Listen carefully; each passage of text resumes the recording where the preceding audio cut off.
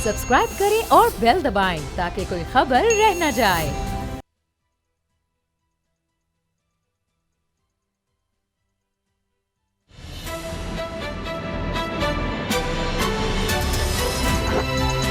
अब पता चला। बिस्मिल्लाहिर्रहमानिर्रहीम, अस्सलाम वालेकुम। मैं हूं मोहम्मद उसामा गाजी और आप देख रहे हैं अब पता चला। DGISPR की प्रेस ब्रीफिंग के बाद हर कोई अपना अपना मतलब निकाल रहा है, उनके बयानात को लेकर हर कोई इसकी अपनी तशरीह कर रहा है। लेकिन मौलाना फजलुर रहमान साहब ने जो बातें कहीं उनसे भी हलचल मची है और फजलुर रहमान साहब ने DGISPR के बयान पर रद्दमल भी दिया, क्योंकि कुछ घंटे का ही फासला था दोनों के बयानात में। फजलुर रहमान साहब ने तो कहा कि जनाब हमें चाय का आप कह रहे हैं, और पिज़्ज़े की उन्होंने फरमाइश कर दी फजलुर रहमान साहब ने। फिर उन्होंने कहा कि जी आप वजाहत करें, अगर आप पीछे नहीं हैं हुकूमत के तो ठीक है, आप इसको वाजे करें, वरना फिर हम आपके भी खिलाफ निकलेंगे। तो इस तरह से उन्होंने धमकियां भी दी हैं फ़ौज को। लेकिन एहसन इकबाल साहब हों या पीपल्स पार्टी के कमर ज़मान कायरा साहब, उन्होंने ज़रा मुख्तलिफ बयान दिए हैं। कमर ज़मान कायरा साहब ने तो बिल्कुल अपने आप को अलग किया है फ़ौज के मुखालिफ बयानात से। उन्होंने कहा कि PDM के जलसों में फजलुर रहमान साहब जो कहें वो PDM नहीं है, यानी ज़रूरी नहीं है कि मौलाना फजलुर रहमान साहब जलसों में जो कह रहे हैं PDM का वही मौक़िफ़ हो। एहसन इकबाल साहब ने तो वेलकम किया है DGISPR के बयानात को और उनकी प्रेस ब्रीफिंग को, जो उन्होंने कहा कि कोई बैक चैनल, कोई राब्ते नहीं हो रहे। और उन्होंने तनकीद का उल्टा निशाना बनाया इमरान खान को कि जी फिर इमरान खान किस तरह कह रहे हैं कि फ़ौज से PDM कह रही है कि तख्ता उलट दो हुकूमत का, तो जब फ़ौज की तरफ से कह दिया गया कोई बैक चैनल राब्ते नहीं है तो फिर हम किस तरह से कह रहे हैं। लेकिन बात यह है कि इंटरव्यूज़ में जो बातें कही जा रही हैं, या मौलाना फजलुर रहमान साहब के बयान को देख लें कि जनाब आप हुकूमत के पीछे से हट जाएँ, हुकूमत का साथ देने से हट जाएँ, वजाहत करें। इसका क्या मतलब है? मतलब यही है कि हुकूमत की ना माने, आइन और कानून के मुताबिक फ़ौज फिर ना चले, क्योंकि खुद DGISPR ने कहा कि फ़ौज एक ज़ेली इदारा है हुकूमत का, और जो भी हुकूमत होगी वो किसी भी जमात की हो तो आइनी तौर पर जिसको भी लोग सिलेक्ट करेंगे फ़ौज ने उस हुकूमत के साथ काम करना ही करना है।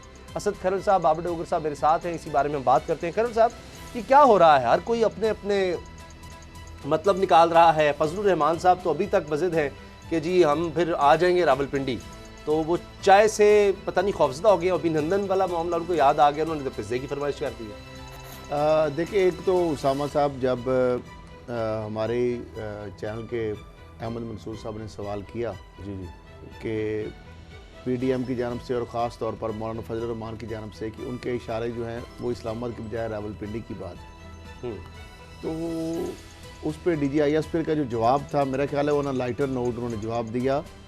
और उनका एक तो ये है कि इसकी हमारी समझ तो इस हवाले से कोई, उन्होंने कहा कि ऐसी बात कोई समझ से बालातर है। बाहर उन्होंने कहा कि चाय पानी उनको पिलाएंगे। अब ये एक वो रवाजी सा जुमला है, लेकिन मौलाना साहब आगे थोड़े से फैल गए। उन्होंने कहा जनाब वो खुद पिज़्ज़ा खाएं और हमें चाय पानी पे रखा दें। तो लिहाजा ये है कि उन्होंने आसिम सलीम बाजवा साहब पर चोट की है ना? हाँ जी, वो समझेंगे ना, बात ज़रा समझने वाली बात है। और वो जो चाय की बात है वो भी आप उनको मौलाना साहब को मेरा ख्याल समझ आ गई होगी। लेकिन उससे एक स्टेप आगे, जिस तरह आपने कहा कि वो बड़े हैं, एक तरफ वो कहते हैं कि जनाब अगर आप हुकूमत के साथ नहीं हैं तो फिर तो ठीक है, वरना फिर आपके भी हम खिलाफ हो जाएंगे। एहसन इकबाल साहब का जिस तरह आपने बताया कि उन्होंने खुशाइंद करार दिया है उस बयान को, लेकिन साथ उन्होंने भी कुछ और चीज़ें भी कही हैं कि वज़ीर-ए-आज़म मुसलसल कौम को गुमराह करते रहे। PDM फ़ौज से कह रही है कि इनका हुकूमत का तख्ता जो उठने के वाले से बात कर रहे हैं। अब उन्होंने कहा कि पाक फ़ौज के तर्जमान जो बात कर रहे हैं कि अपोजिशन से हमारा कोई रब्ता नहीं है, कोई बैकडोर रब्ता नहीं, तो जब कोई चैनल ही नहीं तो कैसे ये कह सकते हैं कि तख्ता उल्टे। लेकिन जो सितंबर में मुलाकातें हुई मोहम्मद जुबैर साहब की, उसमें वो कहते रहे कि जनाब सिर्फ बात ही अब कमरियम और कायरा साहब की, वो क्या था, वो बातें क्या थी? फिर कहते हैं सियासत में फौज को नहीं आना चाहिए। फौज कह रही है कि हम सियासत में नहीं आना चाहते, आप जा जाकर फौज को कहते हैं सियासत में। तीन बड़ी जमातें, बाबा साहब का जुमला, कमर ज़मान कायरा साहब का भी। मरियम नवाज का नवंबर में BBC का जो इंटरव्यू था वो बिल्कुल क्लियर था, डॉट ऑन था। एहसन इकबाल या PMLN अगर अब यूटर्न मार गई है तो ये एक अलहदा बात है। PDM अगर कमज़ोर हो गई है, PDM टूटने जा रही है, तो ये एक अलहदा बात है। मरियम नवाज़ ने खुद कहा था कि मेरे इर्द गिर्द जो सारे लोग हैं उनसे इस्टेब्लिशमेंट के राब्ते हैं, मुझसे डायरेक्ट राब्ता नहीं है। एहसन इकबाल साहब कह रहे हैं कि हमारे साथ कोई राब्ता ही नहीं है, जबकि मरियम नवाज खुद कह रही थी कि उनके एस्टेब्लिशमेंट के उनके इर्द गिर्द के लोगों के साथ राब्ते हैं जी। उसके बाद दूसरी बात जो एहसन इकबाल साहब जिस पे यू टर्न मारा है, मरियम नवाज ने खुद ये कहा था कि वो डायलॉग एक छत पे करने को तैयार है अगर इमरान खान की हुकूमत जो है वो खत्म कर दी जाती है, जिस पर एक बहस छिड़ी थी कि एस्टेब्लिशमेंट या फौज के पास वो कौन सा आईनी रास्ता है जिसके तहत ये गवर्नमेंट खत्म की जा सकती है। आज एहसन इकबाल साहब कहते हैं रास्ते कोई नहीं, तो हम ये बात कैसे कर सकते हैं? वो अपनी पार्टी लीडर से पूछें। बीबीसी को उन्होंने ऑन रिकॉर्ड इंटरव्यू दिया हुआ है, उसमें ये सारी बातें की हैं। उस पर पीडीएम के प्लेटफॉर्म पे भी बड़ा रोला पड़ गया था। बिलावल भुट्टो और मौलाना फजलुर रहमान जो थे, उन्होंने इस पर बड़ा गुस्से का इजहार किया था कि मरियम खुद से ये स्टेटमेंट किस तरह से दे सकती हैं, ये पीडीएम के प्लेटफॉर्म से इस तरह की स्टेटमेंट आनी चाहिए थी। ये इस तरह लेकिन ये कहना कि जी इमरान खान साहब जो हैं वो खुद फ्रेबी का शिकार हो गए हैं और ये पाकिस्तान तहरीक इंसाफ की झूठ की हुकूमत है, भाईजान झूठ तो आप बोल रहे हैं। आपकी लीडर ने खुद कहा है कि एस्टेब्लिशमेंट जो है अगर वो हमसे राब्ता करना चाहती है, हमसे डायलॉग करना चाहती है, तो पहले वो हम करना चाहते हैं, लेकिन उससे पहले इमरान की गवर्नमेंट खत्म की जाए, पीटीआई की गवर्नमेंट खत्म की जाए। ये कंडीशन आपने रखी थी, इमरान खान ने नहीं रखी थी। बिल्कुल जी। हकायक को तोड़े मरोड़े ना, हकायक को एज इट इज रहने दें। अवाम बेवकूफ नहीं है, लोगों को पता है। अच्छा, लोग पुरानी स्टेटमेंट भूलते नहीं है। तो आज आप ये कह रहे हैं हमने ये बात ही नहीं की। हाँ, एक चीज उसामा साहब जो बड़ी क्लियर है, अब नून लीग जो है आप आहिस्ता आहिस्ता देखिए उनका जो मौकफ है उसमें नरमी आ रही है। वो जो पहले दारों को टारगेट कर रहे थे, अब जब नून लीग के अंदर से प्रेशर आया है, इस्तीफों का प्रेशर आया है, ये अब दौड़ रहे हैं उससे। अच्छा, फिर पार्टी तो बिल्कुल दौड़ गई है। आज मुझे देखिए कि उनके कमरुज़्ज़मान कायरा और आज जो उनके स्पोक्समैन है सिंध गवर्नमेंट में, उन दोनों ने कह दिया कि जी हमारा तो कोई प्रोग्राम नहीं है पिंडी जाने का। तो मौलाना फजलुर रहमान जो है वो बेचारे आइसोलेट हो गए हैं, वो तनहा हो गए हैं, क्योंकि एहसन इकबाल जो है वो भी भाग गए। तो एक और बात है कि पार्टी भी भाग गई। अब मौलाना अकेले ही है, तनहा है। कल मेरा ख्याल है कि इस चीज़ पे इनका आपस में फटा हो जाना है कि जनाब मौलाना आप किस कैपेसिटी में ये स्टेटमेंट दे रहे हैं बगैर किसी अभी तो एक और बात है कि उन्होंने जहाद का बाकायदा मुसलसल लफ्ज इस्तेमाल करना शुरू कर दिया, ऐलान करना शुरू कर दिया है। खैरल साहब, आपकी बात दुरुस्त साबित हो रही है। बाबर साहब भी कह रहे हैं कि पार्टीज अलग हो रही हैं। तो जब पीपल्स पार्टी कह रही है कि हमारा धरने का या पिंडी जाने का कोई इरादा नहीं है, खुद से कह रहे हैं। बिलावल भुट्टो ने बड़ा क्लियरली कल कहा है, उन्होंने बड़ा क्लियरली कहा है कि हम इस्लामाबाद जाएंगे, वो इस मौके पर कायम है। उन्होंने कहा जी पिंडी के हवाले से कोई बात नहीं हुई। कल शाहिद खाकान अब्बासी साहब ने, साबिक वज़ीर-ए-आज़म है असद खरल साहब, उन्होंने कहा एक बात तो आपकी दुरुस्त साबित हो रही है, ये बाबर साहब भी जिस तरह बता रहे हैं, सबके सामने आ रहा है पीपल्स पार्टी अलग है, नून लीग अलग, तो मौलाना तो अकेले रह गए, पिंडी वाला कोई सीन नहीं। कल भी ये बात हुई थी। लेकिन शाहिद खाकान अब्बासी साहब ने कहा है कि अब भी हमारे लोगों को कहा जा रहा है कि इस्तीफे ना देना। ये शाहिद खान अब्बासी साहब ने टीवी पर बैठकर ये बात कही है कि अब भी हमारे लोगों को कहा जा रहा है कि वो अब भी इल्ज़ाम तराशियों से बाज नहीं आ रहे फौज पर। अब उसामा साहब 3 रहनुमा हैं और तीनों पीडीएम के हैं। मौलाना फजलुर रहमान साहब का स्टेटमेंट भी आपने बता दिया और पीपल्स पार्टी ने उससे लातल्की का इजहार कर दिया। बिल्कुल, बिलावल भुट्टो जरदारी साहब ने भी और कमरुज़्ज़मान कायरा साहब ने कि हम पिंडी जाने की उनकी ज़ाती बात है। हमारा एहसन इकबाल अप्रिशिएट करें। एहसन इकबाल साहब ने DGISPR का जो बयान है उसको खुशाइन करार दे दिया। एक तो ये है कि जो एहसन इकबाल साहब जिस तरह डोगर साहब कह रहे हैं कि उन्होंने कहा जी अपोजिशन से राब्तों के हवाले से जो उन्होंने बात अब की है कि कोई राब्ता ऐसा नहीं है। अपोजिशन और एस्टेब्लिशमेंट के जो राब्ते आपस में। अच्छा, अब मामला ये है कि मरियम साहिबा ने जो बात की थी, हुकूमत भेजने की बात भी उन्होंने की थी और ये भी उन्होंने कहा था कि हुकूमत की बजाय हम फ़ौज से मुज़ाकरात के लिए तैयार हैं। यानी उन्होंने खुद ये यानी अपनी जानब से एक भीख मांगी थी फ़ौज से बेसिकली मुज़ाकरात की, जो कि उनको उसका आगे से कोई जवाब नहीं मिला।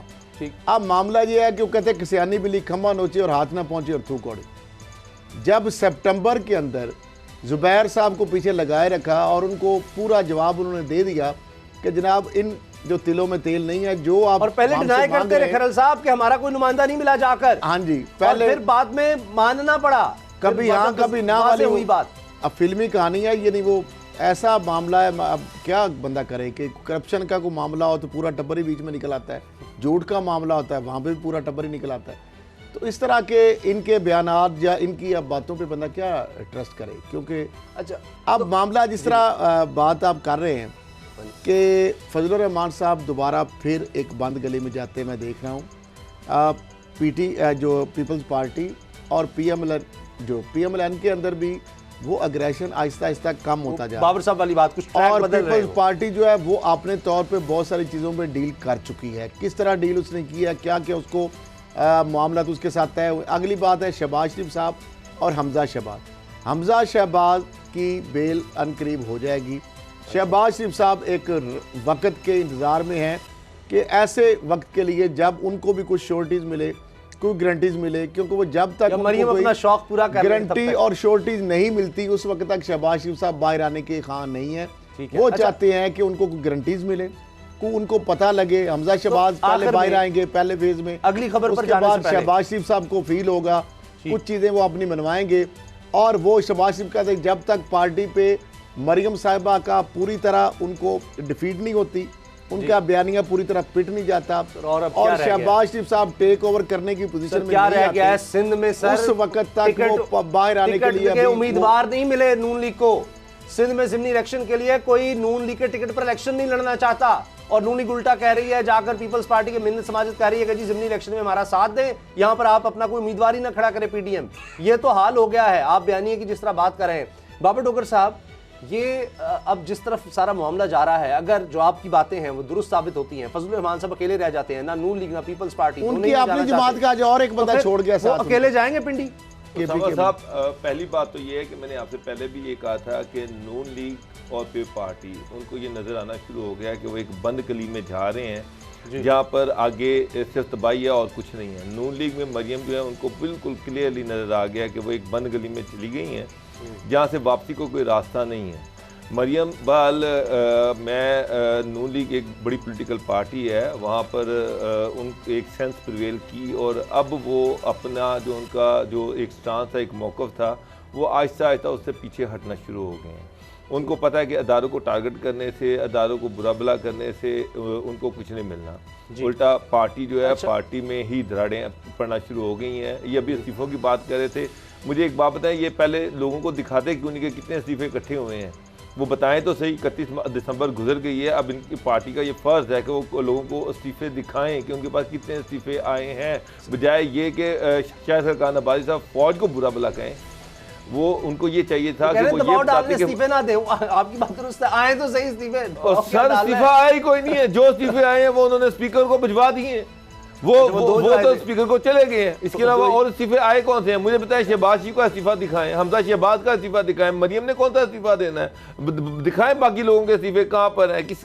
रहमान के साहबजादे हैं और दीगर भी लोग रिश्तेदार हैं, हैं बिल्कुल कुछ। ठीक। अच्छा, अब ये बताएं असद करल साहब, आप लंदन तक भी हो आए, आप शुरू दिन से कहते हैं कि बड़ा वो लंदन तो क्या पाकिस्तान में जायदाद नहीं थी, और फिर मैं सुन रहा था, दोबारा जब सुने दोबारा इंसान हैरान होता है कि कहते हैं कि पता नहीं है मेरी कहाँ से, मेरे भाइयों की, मेरे वालिद वालदा की जायदादें कहाँ से ले आए हैं। अब हैरान हो जाता है इंसान कि मरीम साहब कह रही है कि कोई हमारी कोई जायदाद ही नहीं। अब इसी तरह से वो फिर वो खाते हैं लड्डू और वो गुलाब जामुन और इस तरह की चीज़ें। अब ब्रॉड शीट की तरफ से जो बात कही गई कि रिश्वत की पेशकश, अब बरतानिया में बैठ के एक शख्स कह रहा है, मुझे तो लगता है ये शरीफ खानदान को इतने बड़े एलिगेशन पर तो वहां तो सू कर देना चाहिए। लंदन की अदालतों को तो ये बहुत मानते हैं, लंदन की अदालतों को सलाम करते हैं। सू करें इसको, ब्रॉड शीट के सरबराह को सू करें कि तुमने हम पर इल्जाम लगाया, हमारा खानदान इतना पाक साफ खानदान, उस पर तुम इल्जाम लगा रहे हो रिश्वत देने का। अकबर के खिलाफ इन्होंने इल्जाम अपना जाना था अदालत में, और शहबाज शरीफ साहब कितनी देर लंदन में रहे। हम इंतजार कर रहे थे कि शायद वो इस तरह का वो केस करें, लेकिन कोई ऐसी पेशरफ्त नहीं सामने है। अब नवाज शरीफ साहब लंदन में बैठे हैं, दो उनके साहबजादे लंदन में बैठे हैं, उनके शहबाज शरीफ साहब के जो दामाद है वो लंदन में बैठे हैं, उनके समधी इसहाक डार साहब लंदन में बैठे हैं, सलमान शहबाज लंदन में बैठे हैं। तो मामला ये है कि ये तो पहले भी इनके ऊपर बहुत सारी चीज़ें आई हैं, BBC की डॉक्यूमेंट्रीज मौजूद हैं, इंडिपेंडेंट की रिपोर्ट्स मौजूद हैं, और जिस तरीके से बरतानवी अखबार गार्डियन जो है उसकी रिपोर्ट्स मौजूद हैं। अभी वो एक जो दी मेल है उसकी रिपोर्ट्स मौजूद हैं। डेली उसके मेल को तो अंदर सू करने डेली किया था मेल शहबाज शरीफ साहब ने कह रहे थे नोटिस भेजा है, पता नहीं कोई ऐसे बनावरों कागज लहरा देते हैं, लेकिन मुझे डेविड रोज रोजाना कह रहा है के कि अंदर मुझे बरतानिया के अंदर आपको पता है उसामा साहब के केस आप करें तो आप अच्छे खासे पैसे बना सकते हैं और इस तरीके से। लेकिन मामला ये है कि अब ब्रॉड शीट के जो मालिक हैं, जो CEO हैं, जो कावे मुसवी हैं, वो ये बता रहे हैं कि 2012 में जो खुद को भांजा है भतीजा उसने हाँ जी, आप वो कह रहे हैं कि नवाज शरीफ साहब से एक बंदा जो है अंजम डार नामी बंदा, उसने तस्वीर भी दिखाई, उसने ऑडियो भी सुनवाई, नवाज शरीफ साहब की तस्वीरें बताई और उसका नुमाइंदा नवाज शरीफ साहब को ज़ाहिर किया और उन्होंने बाकायदा उन्होंने कहा कि 2 बार उनसे मिला और एक बार जो बाकायदा फिर लंदन में 2 जगह पे मिला उनको और उन्होंने कहा कि इन्हें $2.5 करोड़ की पेशकश की। ये कुछ 4 अरब रुपया बनता है। अब इनका कहना था कि उन्होंने मुझे एक तस्वीर दिखाई जिसमें घर में नवाज शरीफ ने इन्हें गले लगाया हुआ है और इनके साथ बैठे हुए उन्होंने एक टेप रिकॉर्डिंग भी तैयार की, ये उर्दू में थी, लिहाजा मुझे नहीं मालूम कि वो क्या कह रहे थे। अब ये इस हवाले से तो आपको पता है मास्टरमाइंड है। आप जज अरशद मलिक जो है उसके हवाले से जो एक वीडियो उसकी कमज़ोरी थी, वो किस तरह नासिर जो तारक नामी बंदा है मुल्तान उससे ली, उसको गाड़ी दी, चेक दिए, फिर वो चेक डिसऑनर हुआ जिससे मामला ये आगे, यानी उसको पैसे जो एक डील की उसको भी पैसे नहीं दिए जिससे ये मामला बाहर निकला। फिर उसके बाद इन्होंने सऊदी अरब में हुसैन नवाज के पास उसको लेके गए, नवाज शरीफ के पास उसको लेके आए, नासिर जो भट्ट है उसने किस तरह उसकी सारी तस्वीरें वीडियो बनाई और सारा उनको ब्लैकमेल किया जी। तो ये तो इस फैमिली की बाकायदा एक हिस्ट्री है। अच्छा, कि ब्लैकमेलिंग के हवाले से इनके पास जो मरियम साहब हमारे पास और भी बहुत सारी वीडियोस हैं, अच्छा, इन्होंने इस फैसले ब्लैकमेलिंग का जो इनका पूरा एक जंबील है पूरी इनके पास। अच्छा बाबर डोगर साहब, इन्होंने किया ये कि जो ही ये फैसला आया कि जी नैब ने जुर्माना भी दे दिया, वो JIT की तरह मिठाइयां बांट दी और बाद में उसने उल्टा इनका जो झूठ है उसका भांडा फोड़ सारा कुछ बेनकाब कर दिया और उसी की वजह से फिर ये सारा एहतसाब अदालत में केस चला। तो बाबर डोगर साहब, ये मेरा तो ख्याल है कि बड़ा सीधा साहब इनको तो ये फुल टॉस मिल गई है। एक बंदे ने इल्ज़ाम लगा दिया इतने सीरियस के शरीफ खानदान रिश्वतें देता है, लंदन में बैठ कर रिश्वत की ऑफर करता है, तो इसको तो इनको ले जाना चाहिए अदालत में, दूध का दूध पानी का पानी हो जाए। और ब्रॉड शीट को जो अब पैसे भी मिल गए हैं इसको नैब से, तो वो तो ये पैसे हासिल कर ले साहब, और इनको पाकिस्तान का इतना दर्द है गरीबों में तकसीम कर। बिल्कुल आपसे एग्री करता हूँ कि ये बहुत बड़ा इल्ज़ाम है शरीफ खानदान पे। इल्ज़ाम तो पहले भी लगते रहे, लेकिन एक ब्रॉडशीट जो कावे मुसवी हैं, उन्होंने एक इंटरव्यू में उन्होंने कहा कि उनके पास सबूत हैं, उनके पास सबूत हैं कि शरीफ ख़ानदान ने कैसे पाकिस्तान से करप्शन का पैसा जो है उसके ज़रिए से लंदन में एवन फील्ड समेत बहुत सारे एसेट ख़रीदे। बल्कि वो इमरान खान गवर्नमेंट से ये एक्सपेक्ट कर रहे हैं कि अगर वो उनको फर्दर कोई असाइनमेंट देते हैं तो वो ये जो जुर्माना हुआ ये इसके पैसे भी वापस देने को तैयार है, सिर्फ वो उनको हायर करें, उनकी सर्विसेज को हायर करें। मसला ये है कि साथ साथ उन्होंने ये भी इल्ज़ाम लगाया कि जब 2012 में शरीफ ख़ानदान का अंजुम डार जो है वो उनको मिला था, जो कि जिसने अपने आप को इंट्रोडक्शन ये करवाया था कि वो नवाज शरीफ का भतीजा, सबूत के तौर पर कुछ तस्वीर दिखाई और एक ऑडियो भी उनको सुनवाई। तो ये सारी चीज़ें वो खुले कह रहे हैं कि जनाब, और उसके ऑफ़र ये थी कि उनके खिलाफ़ जो भी सबूत हैं वो छोड़ दें और जो भी उनके खिलाफ़ वो कर रहे हैं, चीज़ें इकट्ठी कर रहे हैं, उसको रोक दें। तो वो उस पर नहीं माने कि क्योंकि वो ये चाह रहे थे कि जो भी होना लॉयर के ज़रिए से सारा कुछ हो, और उसमें ज़ाहिर बात है कि जब लॉयर के ज़रिए से होना था तो वो फिर उसमें सारी लीगल डॉक्यूमेंट्स बनने थे कि किस तरह से दोनों में रिकन्सिलिएशन हुई है। जी जी। तो इस चीज़ को उन्होंने मानने से इनकार कर दिया। अब नवाज शरीफ फैमिली पे बड़ा डायरेक्ट इल्ज़ाम आया है ब्रॉडशीट का कि जनाब इन्होंने लंदन में एसेट ख़रीदे हैं इल्लीगल पैसों से, करप्शन के पैसों से, जो कि पाकिस्तान से पैसा इकट्ठा किया है। ठीक, अब यहाँ तो फिर नवाज शरीफ साहब को ये चाहिए कि वो इनके खिलाफ सू कर दें। इंटरव्यू मौजूद है, जिस वेबसाइट ने इंटरव्यू किया वो बिल्कुल उसमें वो क्लियरली कह रहे हैं, ठीक है, कि उनके खिलाफ सू करें लंदन की कोर्ट में कि जनाब आएँ, आप साबित करें कि हमने लंदन में कौन सी प्रॉपर्टीज़ खरीदी हैं और वो करप्शन का पैसा किस तरह से है। यही कह रहे हैं ना कि जी हम पे झूठा, नवाज शरीफ को झूठे केस में सज़ा दी गई, पाकिस्तान में इसी केस में सज़ा दी गई ना, तो ये कहना कि ये झूठा केस था और जिसमें कतरी ख़त पेश किया गया था। लंदन की अदालत में तो कतरी ख़त नहीं आना। और सेकेंडली इनको ये डर है कि देखें उसके मौसवी के पास कुछ ना कुछ तो है, अगर वो ना होता तो ये उसको इतनी बड़ी रकम क्यों देते कि जनाब तुम जो इन्वेस्टिगेशन कर रहे हो उसको रोक दो। तो इनको डर ये है कि अगर ये कोर्ट में जाते हैं, अब मौसवी ने कोई ऐसे डॉक्यूमेंट्स दे दिए जिसमें ये रिफ्लेक्ट हुआ कि इनकी लंदन में कौन कौन सी प्रॉपर्टीज़ हैं, कहाँ इन्होंने प्रॉपर्टीज खरीदी हैं, तो दूसरा सवाल ये पैदा होगा कि ये पैसा कहाँ से आया और ये फिर ये लंदन कैसे पहुँचा। ठीक ऑफ कोर्स ये तो स्टैब्लिश हो जाएगा कि ये पैसा पाकिस्तान से इलीगली कमाया गया है, लेकिन ये लंदन पर कैसे पहुंचा, ये सारी चीज़ें जो है ये सारी सामने आएंगी। और असद खरल साहब, असल जो आप ये कह रहे हैं कोर्ट में ये कभी भी नहीं जाएंगे। अच्छा। क्योंकि अगर ये कोर्ट में जाते हैं तो फिर लाजमी तौर पर मौसवी जो है वो उनको पता है, इनके और कच्चे चटे खुलेंगे, चोर की दाढ़ी में उनके भी बहुत सारे लीगल एडवाइजर्स हैं उस कंपनी में, वो ऐसे इस तरह की बात नहीं कर सकते, इस तरह की लूज बॉल नहीं दे सकते।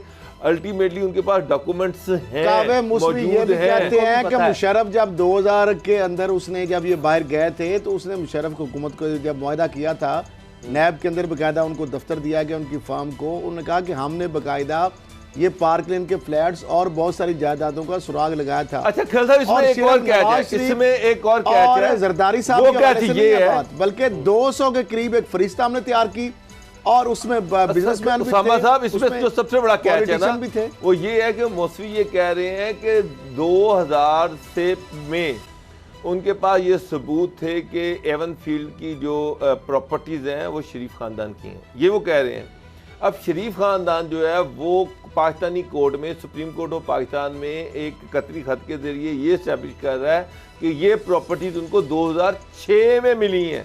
आप पढ़ें कतरी खत को, यही है। उसमें ये लिखा है कि ये प्रॉपर्टीज जो थी ये कतरी फैमिली की मलकियत थी और 2006 में जब उनसे उन्होंने कारोबारी चीजें मसले निपटाए तो उनको पैसों के एवज ये प्रॉपर्टीज उनको, जबकि मौसवी ये कह रहे हैं कि 2000 में ये प्रॉपर्टी शरीफ खानदान की मलकियत थी। 93 से निकाली थी, 93 के बाद नवाज शरीफ साहब उस प्रॉपर्टी में रहते रहे, ये सारे उधर पड़े हैं, हमजा उधर पड़ा है, हुसैन उधर रहे हैं। अगर गिफ्ट था तो कहीं तो उन्होंने उनके नाम लगाने के लिए कोई डॉक्यूमेंट तो लगाया होगा कि देखें ये इस कतरी शहजादे के पास था और ये हमारे थे और यहाँ से आपके पास गए। वो तो एक फर्जी कोई तो डॉक्यूमेंट होता है ना कि वो वहां से चले साइन हुआ। जो लैंड रजिस्ट्री के डॉक्यूमेंट है उसमें 1 जून 1993 को, फिर 5 जून को, और ये सारा पैसा जो किकबैक करप्शन का था, जो मोटरवे लाहौर से इस्लामाबाद बनी थी उसकी जो मोबिलाइजेशन के चार्जेस थे वो भी जो उसके पैसा था वो बाहर वसूल किया गया। मोटरवे का जो पाकिस्तान के अंदर जो कंट्री एक्ट था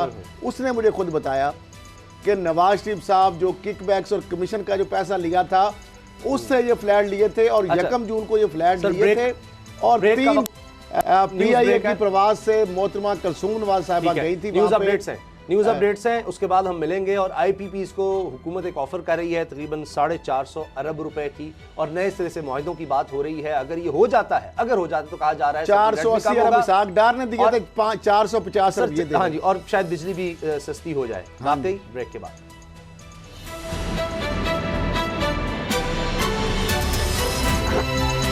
अब पता चला।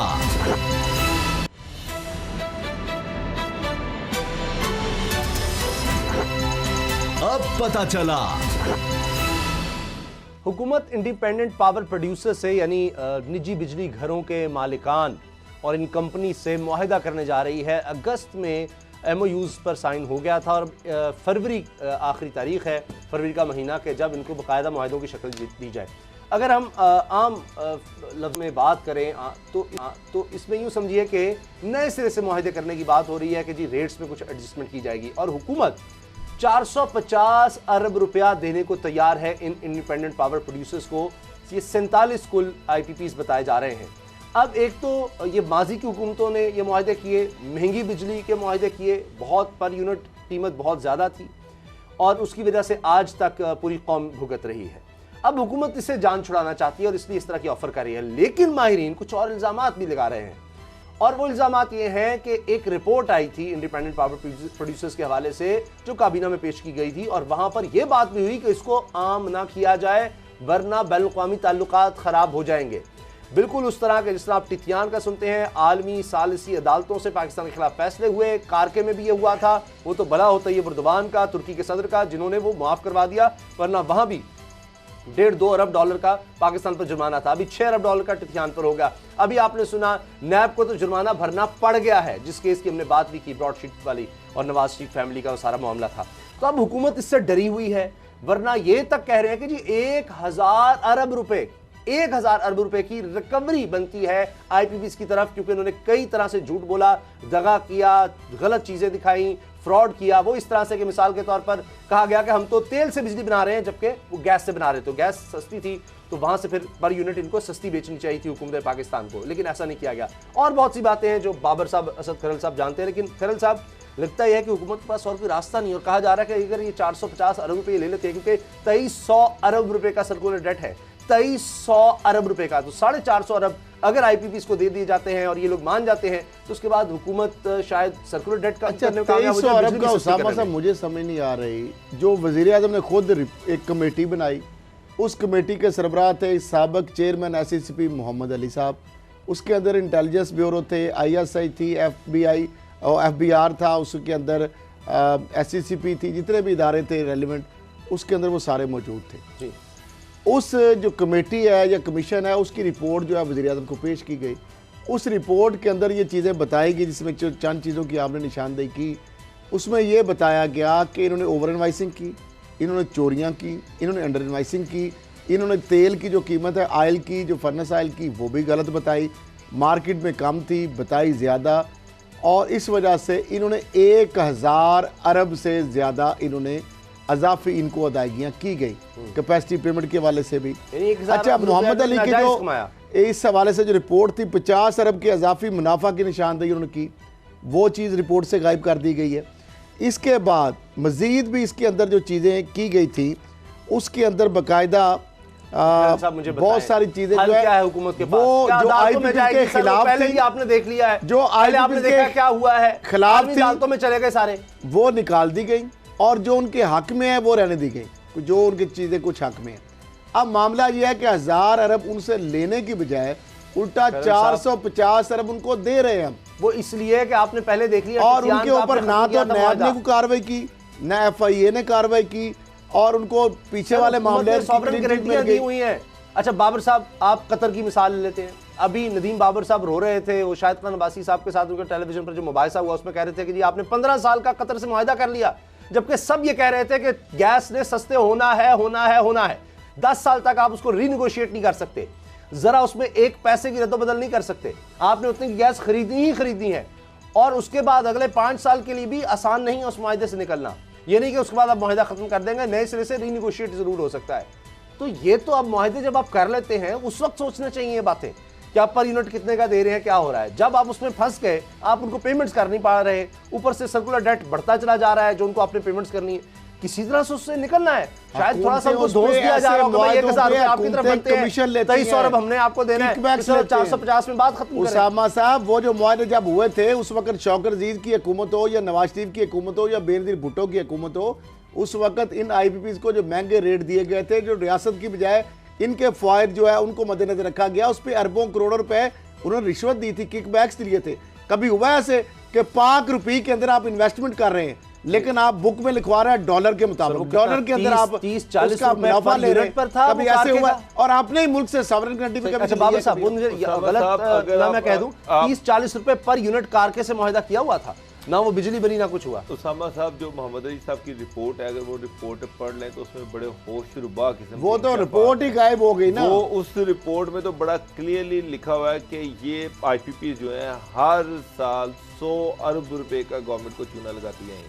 आप ज़रा 1984 से स्टार्ट हो जाएं, आज 2001 है, 100 अरब का हर साल अगर ये चूना लगा रही हैं फ्यूल एडजस्टमेंट में और इस तरह सारे टैक्सेशन में, कि जो पेमेंट्स होती हैं उसको जो ठेकेदारों को जो पेमेंट 4% टैक्स, यानी प्रोडक्शन गैस से कर रहे हैं और दिखा तेल की रहे हैं कि जी उससे महंगा बन रहा है, और 100 अरब रुपए का चूना लगा रहे हैं। अगर उस हिसाब से देखा जाए तो ये तो कुछ 400 अरब रुपया तो इन्होंने गवर्नमेंट का देना है, 3600 अरब रुपया तो इन्होंने गवर्नमेंट का देना है, बजाय इसके कि गवर्नमेंट इन पे प्रेशर डालती, गवर्नमेंट इनसे अब वसूलियाँ करती, ये जो टैक्स चोरियाँ करते रहे हैं, ये जो फ्यूल एडजस्टमेंट की मद में गवर्नमेंट को अरबों रुपए का टीका लगाते रहे हैं, ये डॉलर की एडजस्टमेंट में गवर्नमेंट को अरबों रुपए का टीका लगाती रही हैं ये IPPs, बजाय इसके कि इनको देखा जाता, गवर्नमेंट उनको 450 अरब रुपया खुद पे कर रही है।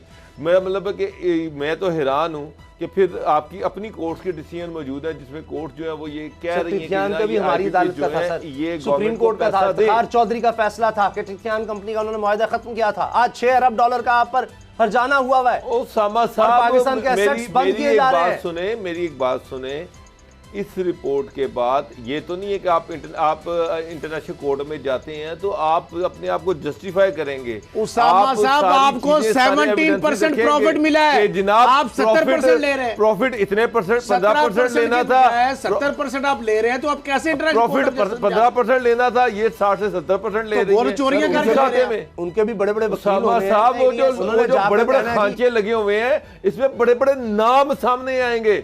अब मसला ये है कि इमरान खान साहब के पास वो लोग जिन्होंने वसूलियां करनी है, जिनकी जेबों में ये अरबों रुपया जाना है, ये 450 रुपया जिन लोगों की जेबों में जाना है, अब डिसीजन मेकिंग में वही लोग ऊपर बैठे हुए हैं। और एक जहांगीर तीन में आवाज बुलंद की, जहांगीर तीन को ऐसे लोगों में आप कहते थे, जहांगीर तीन को भी आप ऐसे लोगों में शामिल करते थे, क्या हुआ? जहांगीर तीन को भी ऐसे लोगों में शामिल करते थे, क्या हुआ? तो जहांगीर तीन के खिलाफ कार्रवाई की सेहत को देख रहे हैं, शुगर स्कैंडल आया, तानिया द्रोस को क्यों जाना पड़ा? शुगर क्योंकि वो जहांगीर इनके साथ है कि उन्होंने अपनी कंपनी रजिस्टर करवा ली हुई थी, तो उनके खिलाफ एक्शन भी फिर इमरान खान ने लिए हैं। अगर ऐसी बात एक्शन हुआ, उनको इस्तीफा देकर जाना पड़ा तानिया द्रोस को। हालांकि वो कह रहे थे कि एनजीओ है, नॉन प्रॉफिट है, इसलिए उसका तो कोई ताल्लुक नहीं, सबने पैसा नहीं कमाना। लेकिन बात है के अंदर कोई एक्शन हुआ? अगर आप कह रहे हैं कि यहाँ पर आईपीपीज के साथ कमाने वाले लोग या इमरान खान साहब के मुशीर हैं, वजीर हैं, जो भी हैं, एक बंदे ने आवाज बुलंद की थी, उसको हटा दिया गया होते थे, उसका इस्तीफा आपको पता है, उसको मजबूरन इस्तीफा देके घर चला गया।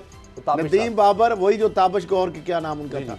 तो मामला यह है कि उसामा साहब मुझे ये बताएं, अब मंशा की आईपीपीज या दीगर जो लोग आईपीपीज वाले हैं वो इतने बासर, आपको पता है वो नवाज शरीफ की हुकूमत हो, वो पीपल्स पार्टी की 1994 के मादों की बात कर लें, 2002 के मादों की बात, कहीं 28,000 से ऊपर है, कहीं 22,000 से ऊपर है जो पर टन के वाले से। मामला ये है कि इतनी ज्यादा चोरियां करते हैं, यकीन ना वहां को जा सकता है कि ये अदालतों में ना किसी महकमे को जाने देते हैं, ना किसी हुकूमत को वो मिलने दे। अब देखिए पेट्रोल हुकूमत ने सस्ता किया, माफिया आगे खड़ा हो गया, हुकूमत घुटने टेक गई। गंदम स्कैंडल के ऊपर आपने क्या कुछ नहीं कर सके। आप शुगर जो अब ऑयल का जब आया सर, पीएसओ आप घी का देख ले, 50-60 रुपए, अभी तो 22 रुपए कम हुआ है। गंदम नीचे आई है, गंदम की कीमत नीचे आई है, घी ऊपर गया है, चीनी ऊपर गई है, मान 40-50 बल्कि 100 रुपए तकरीबन, ऑलमोस्ट तो तकरीबन 5-6 माह। सर गंदम का मान, आटे का मान नहीं, आटे का माने साथ आप किसान बैकग्राउंड भी आपका, आप माने कि आटा भी कुछ सस्ता हुआ है, 30-40 रुपए, जिन्होंने कमाना था उन्होंने अरबों रुपया कमा लिया। उसके बाद आप आटा सस्ता कर रहे हैं, चीनी, आटा सस्ता हो रहा है, चीनी महंगी हो रही है, कुकिंग ऑयल महंगा हो रहा है। ये यार ऐसा ना करें। मुझे एक बात बताएं, अब इमरान खान साहब को उस दिन चीनी पे सारी ब्रीफिंग दी गई है, क्रशिंग सीजन गोइंग, ये क्रशिंग सीजन नवंबर में शुरू होना चाहिए था। मुझे एक बात बताएं, क्रशिंग सीजन में भी कभी चीनी की कीमत ऊपर गई है? वो तो होती है, यहाँ पे महंगी हो गई है। अब हुकूमत के पास उसके अलावा ऑप्शन कोई नहीं कि 5 लाख टन गंदम बाहर से चीनी बाहर से इम्पोर्ट तो झगड़ा पड़ गया ना। अब मुझे बताएं कि आप 5 लाख टन चीनी जो थी वो जो कि अगले नवंबर में इम्पोर्ट करनी थी वो आप अभी इम्पोर्ट कर रहे हैं। ये इस चीज़ को, इसका मतलब ये कि ये माफिया आपके कंट्रोल में नहीं है, माफिया पे आपका कोई कंट्रोल नहीं है। आप जो ज़र मुबादला कमा रही हैं, जो गवर्नमेंट बगलें बचा रही कि जी हमने इधर से इतना ज़र मुबादला बचा लिया, इतना बचा लिया, इमरान खान साहब ट्वीट करें $40 करोड़ उधर से बच गए, $30 करोड़ उधर से बच गए, ये सारे पैसे आप माफिया इसलिए खामोश है कि जो इम्पोर्ट करेंगे वो कहेंगे जी हम क्रशिंग सीजन और डिले कर लेंगे, उसमें गन्ना भी सूखेगा, वो भी जिम्मेदार को नुकसान होगा, चीनी उसकी ज्यादा बनेगी, रेट आगे गन्ने की प्रोडक्शन कम है, चीनी की इस दफा चीनी कम बन रही है, और ये जो चीज़, ये जो शॉर्टफॉल जो आपको अगले नवंबर में नजर आना था या आना था वो इसी फरवरी में ही आ गया। सर वो तो बड़े बहाने ये है कि शुगर माफिया जो है वो चीनी के स्टॉक रख के बैठा हुआ है, उसने चीनी की प्रोडक्शन शुरू कर दी है, ब्रेक हो रही है। मुझे बताएं आपको ये मुआहदे, माफियाज की बात कर रहे हैं, मैं कह रहा हूँ कि ये गवर्नमेंट जो है ये बिल्कुल माफियाज के हाथों में खिलौना बनी हुई है। मुझे ये बताएं, उसको यूज अगर ये हुकूमत मुआहदे करके जिनसे पैसे लेने चाहिए थे ये उनको पेमेंटें खुद कर रहे हैं। अगर सर ब्रेक हो रही है, अगर ये हुकूमत ऐसा कर लेती है कि ये चले मुआहदे हो जाए, अभी ये आईपीपीज ने माने नहीं है, सारे एमओयू साइन हुए हैं, ये 450 अरब रुपया देकर बिजली अगर आपको पहले की निस्बत सस्ती मिलती है या सर्कुलर डेट कम होता है फिर आप मानेंगे चलें ये अच्छी डील। सर सर्कुलर डेट कम होने का इशू नहीं है। सर्कुलर डेट तो तभी कम हो जाएगा जब आप उनके साथ बैठ के निगोशिएट करेंगे कि जनाब हो रहा है ना ये सर्कुलर डेट जाली है, नकली है, फ्रॉड है, चीटिंग है, ये सारा जानबूझकर बनाया गया, गवर्नमेंट को बेवकूफ बनाया जा रहा है। सर अगर बिजली सस्ती हो नए सिरे से होंगे, आने वाले दिनों में देखिएगा ब्रेक है, ये कोरोना खत्म होता है, IMF ने थोड़ा सा आपने सख्त की। अच्छा सर, बिजली की कीमतें फिर कहीं की कहीं चली जानी है। रावी के किनारे नया शहर आबाद करने का मंसूबा है। कहा जा रहा है कि हजारों अरब रुपया इसमें फॉरेन इन्वेस्टमेंट आ सकती है। इमरान खान साहब ने इसको दोबारा शुरू किया है, नून लीग के दौर में इसको बंद कर दिया गया था। कितना पोटेंशियल इसमें, chairman Ravi urban development authority से बात करेंगे इस ब्रेक के बाद।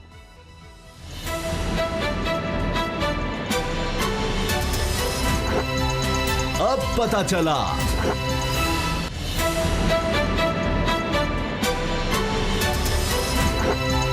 अब पता चला। रावी के किनारे एक शहर आबाद करने का मंसूबा है और कहा यह जा रहा है कि इससे अरब हार रुपए की इन्वेस्टमेंट पाकिस्तान में आ सकती है। ये किसका मास्टर प्लान है और इमरान खान साहब खुद वज़ीर आज़म इस प्लान में बहुत ज़्यादा इंटरेस्टेड हैं। अभी कल ही उन्होंने एक इजलास की सदारत की और उसमें बरवक्त मंसूबे की तकमील के हवाले से उन्होंने अहकामात जारी किए और इस बात को यकीनी बनाने का कहा कि माहौलियाती तौर पर यह ज़रूर देखना चाहिए कि माहौल को नुकसान ना हो। और इसमें बेशुमार यानी इसमें एजुकेशन की बात हो रही है, एजुकेशन और स्पोर्ट्स और उसके लिए बड़ी फैसिलिटीज़ और जदीद तर्ज का ये शहर, लेटेस्ट जो दुनिया में जिस तरह से शहर आबाद किए जा रहे हैं उस तर्ज पर इसको सोचा जा रहा है। और इससे कहा जा रहा है कि रावी की खूबसूरती में, उसकी प्रिजर्वेशन में वो इजाफा होगा, माहौल इससे बेहतर होगा। तो प्लान के तौर पर तो बड़ा ज़बरदस्त है, लेकिन ये क्या कितना काबिल अमल है, इस पर कितना अमल हो सकता है, कब तक मुकम्मल होगा, इसी बारे में हम बात करेंगे। Chairman Ravi urban development authority Rashid Aziz sahab ने हमें ज्वाइन किया है। राशिद अजीज़ साहब, ये इसका मकसद क्या है बेसिकली कि ये एक नया शहर, लाहौर पहले एक बड़ा शहर है, उसके साथ एक और नया शहर बनाने का मकसद क्या है और क्या वज़ीर आज़म जिस तरह कह रहे हैं कि इसको मुकर्ररा मुद्दत में पूरा किया जाए, क्या ऐसा मुमकिन है? देखें, ये मंसूबा जो हमने अगस्त में शुरू किया है और पाकिस्तान का सबसे बड़ा मंसूबा है। शहर पूरे का पूरा 1,02,000 एकड़ पे है और ये इस्लामाबाद से भी बड़ा शहर बन रहा है। और बुनियाद इस शहर की जो है ना, वो जो प्रेजेंट लाहौर है ये उसका सेवियर है। लाहौर को बचाने के लिए ये सारा कुछ हो रहा है। लाहौर के अंदर जो हालात हैं इस वक्त, जो इसके पानी के हालात हैं, इसका वाटर लेवल बहुत डाउन 600 फीट चला गया है। लाहौर की गंदगी तमाम जो है वो 14 ड्रेन्स हैं जो रावी के अंदर, रावी तो एग्जिस्ट कर ही नहीं रहा, रावी तो एक सीवरेज की नाली बन गया है और उसके अंदर ड्राई बेड के अंदर ये तमाम आलूदगी, तमाम इंडस्ट्रियल वेस्ट आपका ये सारे का सारा जो है गिर रहा है। और इसके अलावा जो लाहौर की अर्बनाइजेशन है, लाहौर का जो ट्री कवर है 1% ग्रीन कवर रह गया है। तो बेसिकली शहर को बचाना ही पड़ेगा, लाहौर को कुछ चारा नहीं था। तो इतना बड़ा मंसूबा जो शुरू किया गया अगस्त में और इसके लिए अलग से अथॉरिटी बनाई गई और वज़ीर आज़म इसके ऊपर बिल्कुल हर हफ्ते जो है वो जनाब इसकी प्रोग्रेस को मॉनिटर कर रहे हैं ज़ाती तौर के ऊपर। तो ये बनेगा इंशाल्लाह और इसका हमने इसको फेजेस में बांटा हुआ है। फ़र्स्ट फ़ेज़ के भी हमने कुछ हिस्से जो हैं वो पहले 2.5 साल में प्लान किए हैं, उसके अलावा फिर फ़ेज़ 2 है और इस तरीके से इसको फ़ेज़ वाइज हम इसकी प्रायोरिटी वाइज जो है, सबसे पहले प्रायोरिटी तो दरिया है कि दरिया को अपनी ओरिजिनल फॉर्म में लाया जाए और उसमें लेक क्रिएट की जाए, पानी को डाला जाए। 15 और ये लॉन्गेस्ट वाटर फ्रंट बन रहा है बाय द वे, 45 किलोमीटर का है और फ़ेज़ 1 में हम 15 किलोमीटर बना रहे हैं और इस रावट चैनल के साथ साथ हम फिर वेस्ट वाटर ट्रीटमेंट प्लांट्स भी लगा रहे हैं कि लाहौर की जो सारी गंदगी है उसको किसी तरीके से साफ़ किया जाए। तो प्रोजेक्ट तो होगा जी, इसमें कोई शक नहीं है। अच्छा राशिद साहब, इस मंसूबे से माहौल को कैसे यकीनी बनाया जाएगा, क्योंकि रिवर जो रावी रिवर डेवलपमेंट अथॉरिटी है उस हवाले से जो तहफ़्फ़ुज़ है, पानी के तहफ़्फ़ुज़ के हवाले से लाहौर हाई कोर्ट जो है वो रिपोर्ट भी मांग चुकी है। तो इसको किस तरह आप यकीनी बनाएंगे, माहौलियाती जो आलूदगी किस तरह उससे, या पानी का जो है तहफ़्फ़ुज़ है? देखें, वो माहौलियाती जो सिलसिला है वो तो इस प्रोजेक्ट की जान है, और जो हालात हैं माहौलियात के हवाले से, रावी तो बेसिकली उसको एड्रेस कर रहा है जाके, और इस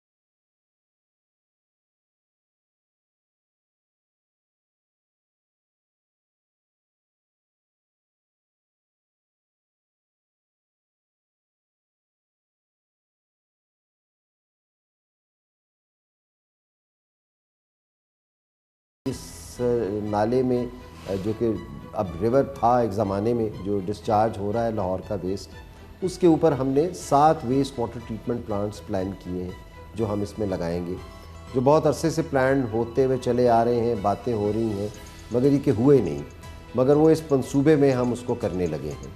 इसके अलावा इसका जो ग्रीन कवर है वो एक फिनोमिनल एक फैक्टर है जो कि इसके अंदर हम बनाने जा रहे हैं।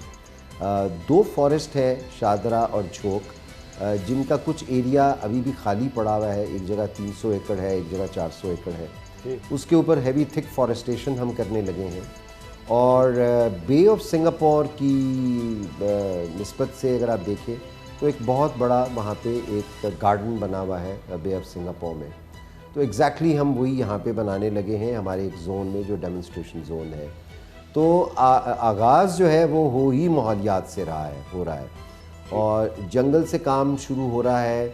जंगल में और दरख्त लगने हैं, तकरीबन 1 करोड़ के करीब। जी राशिद साहब, अभी आपने बात की कि 7 जो हैं वो हाईटेक वेस्ट मैनेजमेंट प्लांट्स लगा रहे हैं इस प्रोजेक्ट में। तो ये जो आप हाईटेक वेस्ट मैनेजमेंट प्रोजेक्ट लगा रही हैं, क्या ये तवानाई भी इससे जनरेट की जा सकेगी, और ये शहर की किस हद तक जो ज़रूरियात हैं उसको पूरा कर सकेगी?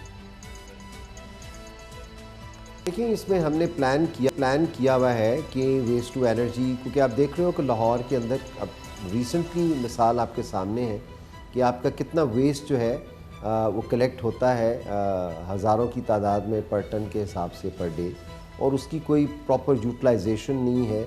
और वो रावी के एरिया में जाके वेस्ट जो है जितने का जितना उसको डंप कर दिया जाता है, और कूड़े के ढेर हैं जो लगे हुए हैं वहाँ पे। महमूद बूटी को एरिया को देख लें और बाकी इलाके, तो हम अब वहाँ वेस्ट टू एनर्जी प्लांट लगाने की सोच रहे हैं, जो हमारी प्लानिंग में पहले भी था। और वेस्ट टू एनर्जी के अंदर 2-3 कंपनीज़ के साथ हमने अरेंजमेंट किया है जो इन्वेस्ट भी करेंगी और लगाएंगी भी, और उससे एनर्जी जनरेट भी होएगी, और लाहौर पूरे का और ये हमारे नए शहर का भी जो वेस्ट है वो उधर ही जाएगा। और वेस्ट टू एनर्जी के प्लांट के अंदर वो एनर्जी आप जनरेट करोगे। पूरे शहर की जो बिजली रिक्वायरमेंट है वो तो 4500 मेगावाट की है, मगर फ़ेज़ 1 की जो रिक्वायरमेंट है हमारी 500 से 700 मेगावाट, वो हम मुख्तलिफ तरीक़ों से अब उसको हासिल कर रहे हैं। एक तो वेस्ट टू एनर्जी प्लांट्स हैं, उसके बाद हमारे ऑल्टरनेट एनर्जी प्लांट्स हैं, कुछ वापडा का यूजेज होगा, कुछ हम जो लेक बना रहे हैं उसके अंदर अपनी नई टेक्नोलॉजी ला रहे हैं। वेव सर्फिंग से हम कुछ बिजली जनरेट करेंगे, कुछ सोलर पैनल्स जो हैं उनकी हम नई जिद्दत जो है दुनिया में वो यूज़ करने जा रहे हैं। तो ये तमाम एनर्जी रिक्वायरमेंट्स जो हैं वो वर्कआउट हो रही हैं, और फ़ेज़ 1 जो हमने अब लॉन्च किया है उसके अंदर उसको राशिद साहब आखिर में ये फरमाइएगा कि कितने मौके इससे पैदा हो सकते हैं, कितने लोगों को इससे रोज़गार मिल सकता है, क्या एस्टिमेट है? अब हम इसमें देखें इसमें तकरीबन हमारा अंदाज़ा ये है कि डायरेक्ट एम्प्लॉयमेंट तो स्ट्रेट अवे को 2,44,000 के करीब लोगों की इसमें डायरेक्ट एम्प्लॉयमेंट है। और अगर मैं उसको वैल्यू में कैलकुलेट करूं तो तकरीबन 240 बिलियन रुपीज़ उसको इक्वेट करता है वो। और अगर इनडायरेक्ट एम्प्लॉयमेंट को देखो तो वो फिर इससे कहीं ज़्यादा है। और इसके अलावा जो इसके साथ एम्प्लॉयमेंट के और जो फैक्टर्स जो जनरेट हो रहे हैं लिंक्ड वो आपकी इंडस्ट्रीज़ हैं जो कि इस मंसूबे की कंस्ट्रक्शन के साथ लिंक होंगी। तो हमारा ये अंदाज़ा है कि तकरीबन 46 या 48 के करीब इंडस्ट्रीज़ हैं, छोटी और बड़ी, जो कंस्ट्रक्शन से रिलेटेड हैं। वो इस मंसूबे के लिए, इसमें अब स्टील है, सीमेंट है, फिनिशिंग मटेरियल्स हैं, हाइड्रोलॉजिकल इंस्ट्रूमेंट्स हैं, आपकी एनवायरनमेंट से रिलेटेड हैं। ये तमाम जो है इंडस्ट्रीज़ सारी इस मंसूबे में उनका मेजर रोल होगा। और उनके अंदर एम्प्लॉयज़ को अगर आप देखो, जो उनके अंदर जनरेट होगी एम्प्लॉयमेंट, तो ये एम्प्लॉयमेंट तो फिर मिलियंस में जा रही है, जो इस मंसूबे के रेलेवेंस के साथ इसके अंदर ऐड ऑन होगी। राशिद अजीज़ साहब, चेयरमैन अर्बन डेवलपमेंट अथॉरिटी, आपने हमें वक्त दिया, आपका बहुत बहुत शुक्रिया। तो ये एक बहुत बड़ा मंसूबा लग रहा है और अयूब खान का दौर बड़ी दुनिया याद करती है, और तब इस्लामाबाद बना, रावलपिंडी के साथ एक शहर आबाद हुआ, आज तक वो जुड़वा शहर उसको कहा जाता है। तो बाबर डोगर साहब, आपको क्या लगता है कि इतना बड़ा मंसूबा नून लीग के दौर में भी इसकी थी डिज़ाइनिंग? चले, ओह मुझे टाइम का पता ही लगा, माजरत चाहता हूं बाबर साहब, मुझे अब कहा जा रहा है कि टाइम ख़त्म हो गया। तो बहरहाल उम्मीद अच्छी रखनी चाहिए, अल्लाह करेगा ये मंसूबा कामयाब हो, और इमरान खान साहब की इस पर ख़ास तवज्जो है और हफ्तावार वो इस पर ब्रीफिंग लेते हैं, इस पर भी और नया पाकिस्तान हाउसिंग अथॉरिटी के हवाले से भी। तो ये काम आसान नहीं है, लेकिन उम्मीद करते हैं कि इस तरह से नया शहर आबाद होगा और इससे लाहौर को भी बहुत फ़ायदा होगा और दूसरे शहर भी इस तरह के आबाद किए जाएंगे और इससे माहौल भी बेहतर हो। इजाज़त दीजिए, अल्लाह हाफ़िज़।